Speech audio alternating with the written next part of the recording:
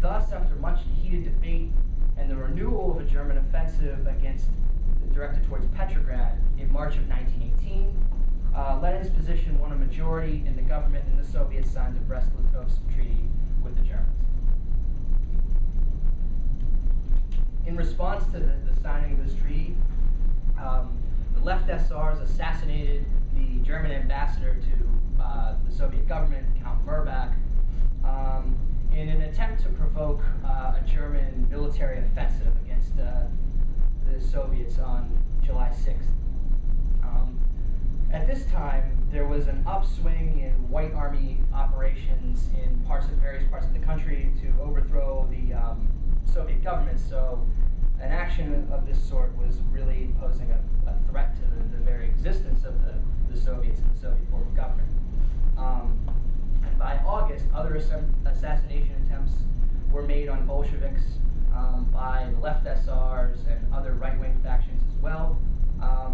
And so by this time, the left SRs had become banned as a party in Russia.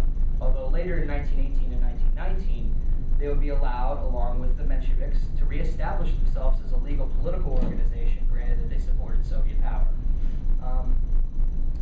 But the main threats to the Soviet government in the early days came not from left-wing groups, but from the counter-revolutionary White Armies and foreign military support direct intervention in the Civil War. As historian Kevin Murphy notes, Marxists must insist that the massive U.S., British, and French military aid to the White Armies is the starting point for any honest discussion about the degeneration of the Russian Revolution. Without such support, right from beginning, the White Armies would have never gotten off the ground. We know now that Trotsky's claim that the White Armies were largely mercenary armies created by Western imperialism was quite accurate. Of course, we know that the US, Britain, France, and their allies also sent tens of thousands of soldiers into Soviet territory. Winston Churchill described these troops as the linchpin that held anti-Bolshevik forces together. We also know that once Western aid to the Whites came to an end in 1919, the Civil War also quickly came to an end. The White Armies were ruthless in their attempts to overthrow the Soviet government. They instituted mass terror against the population in the countryside, committed genocidal pogroms against Jews and other ethnic minorities, and were intent on installing a military dictatorship in Russia upon toppling the Soviet regime. 14 capitalist countries, in total, sent military and financial aid to the White Armies, and some even sent troops of their own into Russia. The struggle to defeat the White Armies stretched the resources of the Soviet government and the working class to the brink. Jason Yanowitz writes about this incident in the ISR, saying, the Red Army ultimately prevailed in the Civil War, but at a terrible cost. Although 350,000 died in combat, more than 7 million perished from disease and famine caused by war conditions. And the failure of revolutionary upheavals in Germany, Italy, and elsewhere to translate into workers' power left the worker state in Russia isolated. By the late summer and fall of 1918, a majority of the workers who were in Petrograd at the time of the revolution were no longer there. Many had joined the Red Army to go fight the counter-revolutionaries, or had left the capital in search of food in the countryside. Due to the widespread death of workers from famine and war, and the mass exodus of the working class from the cities, the Soviets were depleted as institutions of democracy.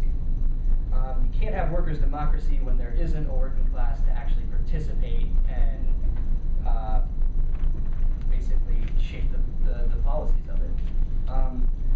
So the Civil War and economic isolation of Russia destroyed the working class of the country and in turn destroyed its democratic structures. Here's another quote. The successful building of socialism ultimately requires well-developed productive forces to end scarcity and liberate humanity. The Bolsheviks knew that socialist revolution could begin in Russia, but could not be finished there. Because of Russia's economic backwardness and small working class, there were only 4 or 5 million working class people in Russia at the time of the revolution in 1917. The Bolsheviks knew that they would be doomed unless the revolution spread internationally.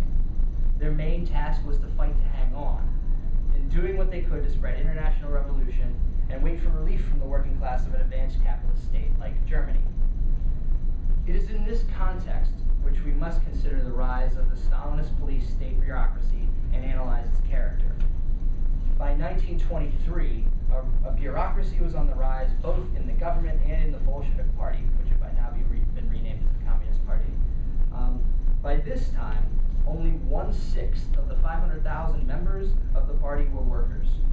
Lenin and Trotsky both spoke out against this rise in bureaucratism as it was gaining ascendancy, but ultimately it was the product of economic forces which weren't in their control.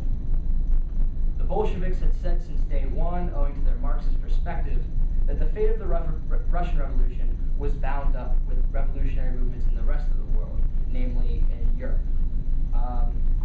These expectations for revolution abroad were not without foundation. Throughout 1918 through 1923, there were massive upsurges in Germany, Austria, Hungary, Italy, and a number of other countries that threatened to overthrow capitalism.